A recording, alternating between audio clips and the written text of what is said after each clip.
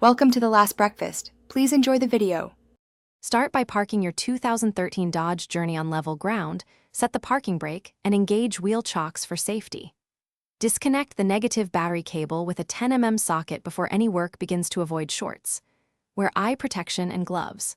Open the hood and inspect the engine bay, gather sockets, 10 mm, 13 mm, 15 mm, and a 3/8-inch ratchet, plus a serpentine belt tool or breaker bar. Note the alternator rating, typically 130A, so plan to handle a heavy unit.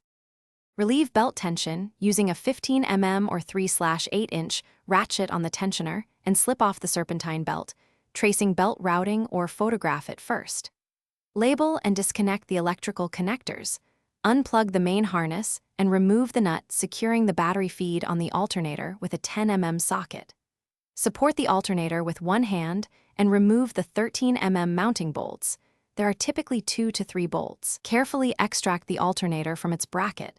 Expect a 130A heavy unit that may weigh several kilograms. Install the replacement alternator into the bracket, align bolt holes, and hand start the mounting bolts, then tighten mounting bolts to 35 ft-pounds using a torque wrench for proper clamping. Reinstall the battery feed and harness, then route and reinstall the serpentine belt following the diagram and ensure proper seating on pulleys.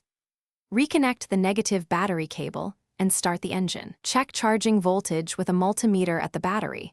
It should read 13, 814, 6V. Verify.